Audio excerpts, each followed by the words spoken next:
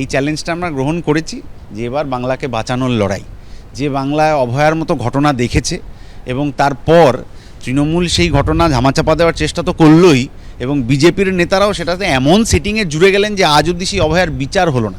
এই ধরনের ঘটনা যাতে আর না ঘটে তার জন্যে বামপন্থীদের বিধানসভায় সোচ্চার উপস্থিতির প্রয়োজন আছে। সমাজের বৃহত্তর মানুষ তারা দুর্নীতির বিরুদ্ধে। মমতার সঙ্গে দুর্নীতির সঙ্গে কুণাল বাবুদের মতো গুটি কয়েক লোক আছে, কিন্তু বিস্তীর্ণ জনসমুদ্র তারা দুর্নীতির বিরুদ্ধে। গোটা পশ্চিমবঙ্গের ক্ষেত্রেই যা ইস্যু, সেটা যাদবপুরের ক্ষেত্রেও একই, তার বিশেষ কোনো অতিরিক্ত ইস্যু নেই। সেটা হচ্ছে প্রশাসনিক দুর্নীতি, বেকারিত্ব, শিক্ষাক্ষেত্রকে সর্বনাশ করে দিয়ে ব্যক্তি পুঁজির হাতে শিক্ষা এবং স্বাস্থ্যকে তুলে দেওয়া, এবং বাংলার যে অস্মিতা, বাংলা পরিচিত ছিল মানুষের কাছে শিক্ষিত এবং সংস্কৃতি সম্পন্ন একটি রাজ্য, সেই রাজ্যকে মমতা বন্দ্যোপাধ্যায় একেবারে নর্দমায় টেনে নিয়ে গেছে। সেইখান থেকে পুনরুদ্ধারের চেষ্টা করতে হবে। যদি যেদিনকে আমি আমার মেয়ের বিচার পাবো সেদিনকে ভালো খারাপ, এখানে আমার প্রার্থীর জন্য আমার ভালো খারাপ নাই। আমি প্রার্থী হয়েছি তাই আমি শুধু লড়াই করার জন্য। এই লড়াইটা আমার জারি থাকবে, এটা ভোটে জয়ী বা অজয়ী নয়। আমি সব সময় চাইবো যে সমাজ শিক্ষিত হতে, সমাজকে গড়ে তুলতে। বছর কি আশা রাখছো, কি হবে? না, আমরা তো জিতবো বলেই নামছি এই লড়াই, কিন্তু এইটা অন্য দুটো রাজনৈতিক দলের মতন আমাদের পার্টি নয়।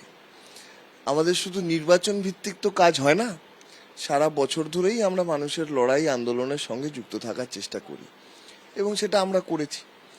এবং আমরা আশা করব যে পশ্চিমবাংলার মানুষ এবং নিউ টাউনের মানুষ অবশ্যই, যে তারা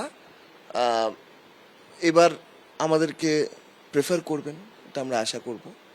গত বছর তৃণমূলের থেকে মার্জিনটা অনেকটাই বেশি ছিল, প্রায় 1 লাখের কাছে। মানে এবছর কতটা মেকআপ হবে, মানে এতটা মেকআপই বা কীভাবে করবে, তার রুট ম্যাপ কী তৈরি?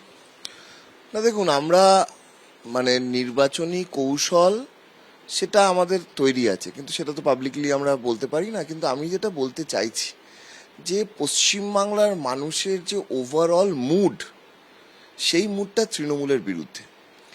এবং গত 3টে নির্বাচনে একটা বড় অংশের ভোট বিজেপি পেয়েছে, এবং সেটা পাওয়ার পরেও আক্ষরিক অর্থে বিরোধী দলের কাজ আমাদেরকেই করতে হয়েছে। বিজেপি অ্যাসেম্বলিতে থাকলেও রাস্তায় তৃণমূলের বিরোধিতা আমাদেরই করতে হয়েছে। সুতরাং আমরা মনে করছি যে এইবার বিজেপিকে দিয়ে তৃণমূলকে হারানো যাবে, এই বিশ্বাসটা মানুষ আর পোষণ করছেন না। সুতরাং তৃণমূলকে হারাতে গেলে যে বামফ্রন্টকেই শক্তিশালী করতে হবে, সেই কনক্লুশনেই মানুষ আসবেন, এবং আমাদেরও প্রচার সেটাকে সামনে রেখেই আমরা করব। এবিপি আনন্দ, এগিয়ে থাকে, এগিয়ে রাখে।